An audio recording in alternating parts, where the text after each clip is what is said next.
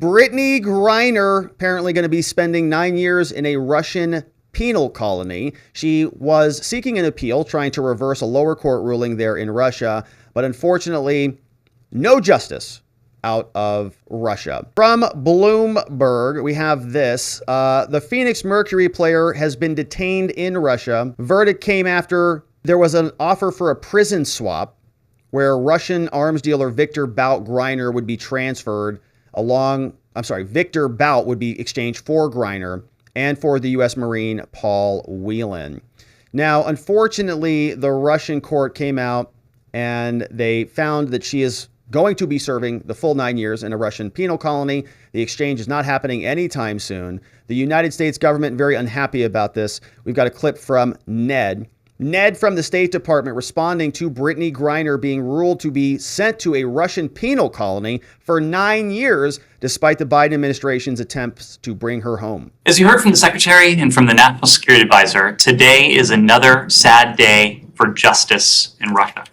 And we use that term justice loosely because there has been no justice in this case. There has been no rule of law in this case. This process, to put it simply, has been a sham.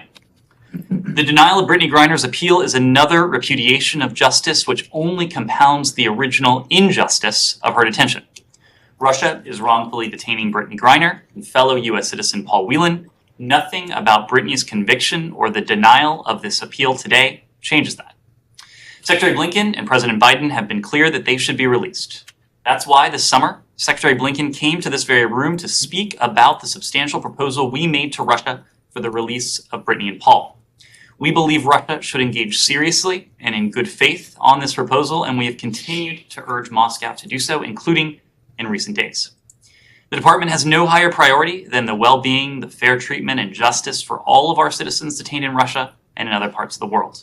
We will not relent until all wrongfully detained Americans, including Brittney and Paul, are reunited with their loved ones. U.S. State Department trying their best to get Griner back home. Hopefully their foreign policy results improve because so far they have been pretty terrible. The White House responding to the Russians keeping Brittney Griner in custody for another 9 years, saying that they are keeping it a very high priority there. Following on questions on Griner, there's sort of been a sense that the negotiations couldn't enter the next phase until this appeal process was concluded. So can you discuss a bit how today's ruling may have impacted negotiations? Look, I mean, we've been very clear about this. We're not going to certainly negotiate in public. Look, we are disappointed about what we saw today, but not surprised by the outcome. Oh, she's not. As we have said multiple occasions, these judicial proceedings are a sham. And look, this is a priority for this administration. This is a priority for the president. This is a priority for Jake Sullivan, National Security Advisor. He put out a statement this morning, and this is a priority for the Department of State. And we are going to continue to make this a priority and get Brittney Griner home as soon as possible, and also get Paul Whelan home. Again, I'm not going to negotiate in public. I'm not going to go into details of the process. But again, this is a priority, and we need Russia. We are asking and telling Russia to negotiate in good faith. A question on Russia. Well, they're not going to do that, and it sounds like you really don't have much of a plan at all, other than to say that you care about this, which I think is par for the course. In Ukraine, the president, we heard him say earlier that it would be a serious mistake for Russia to use a dirty bomb. But just to be clear, would the U.S. be forced to respond? And would there be consequences? So just to be clear, and the president has said this many, many times, and he's been very clear about this, and he said it again today. It would be a major mistake for Russia to use nuclear weapons in Ukraine, leading to severe consequences. As for the potential use of a dirty bomb, to your question, Mary, look, Russia is pushing transparently false allegations. You heard me say that. You heard my colleague over at the State Department say that yesterday, that Ukraine is preparing to use a dirty bomb on its own territory. We are calling that false allegations by Russia. So we must take this seriously, which is what the president said today. You heard him say that, because in the past we have seen Russia use allegations as a pretext to escalate. And as the president said, we don't know if that is the case here. We don't see that to be the case. But again, we have not seen Russia make these preparations, as you've heard me say yesterday, you've heard us say yesterday. But of course, we'll continue to monitor this very, very closely.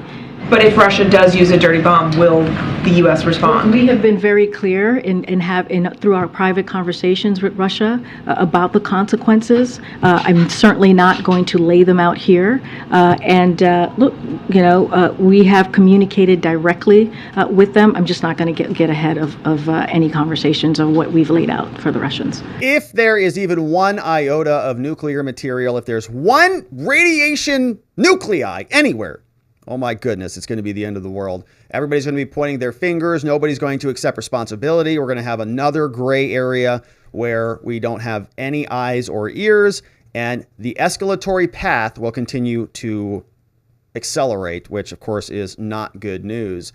Yesterday, less than about 24 hours ago, we had an interesting story from the Democrats. 30 House Democrats had responded, and they sent a letter over to the Biden administration saying that they wanted diplomacy. They wanted negotiation. But they've reversed course on that very, very quickly. Less than 24 hours after reversing course and introducing the concept of diplomacy to the Biden administration, House Democrats reversed course again. They released a press release from Pramila Jayapal, who was the author of the original letter, saying, oops, we reverse course. They say the Congressional Progressive Caucus hereby withdraws its recent letter to the White House regarding Ukraine. Well, that was fast. The letter was drafted several months ago, she says, but unfortunately it was released by staff without vetting. Oh, blaming the old interns, huh? Very convenient. Pramila says, as chair of the caucus, I accept responsibility for this. Because of the timing, our message is being conflated by some as being the equivalent of a recent statement by McCarthy threatening to end aid if the Republicans take over. The proximity of these statements created the unfortunate appearance that Democrats, who have strongly and unanimously supported and voted for every package of military, strategic, and economic assistance to Ukraine, are somehow aligned with Republicans who seek to pull the plug on American support for Zelensky and Ukraine. Nothing could be further from the truth. Every war ends with diplomacy, and this one will too, after a Ukrainian victory. Wow, that didn't take long. The letter sent yesterday, although restating that basic principle, has been conflated by the GOP. And as such, it is a distraction, and we withdraw the letter. Womp, womp, womp, womp, womp. Losers. So they couldn't even stand by something that they put out. They blamed a bunch of interns and then reversed course like 24 hours, less than 24 hours later. What a joke. All right, so that's your Democratic leadership in the House. At least stand by your statement.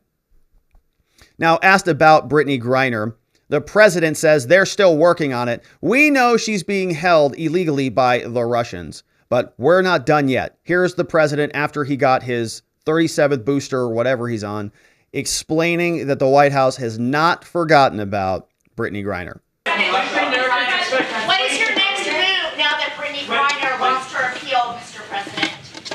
We're in constant contact with the Russian authorities to get Brittney and others out. And so far, we've not been meeting with much positive response. But we're not stopping. Would you consider?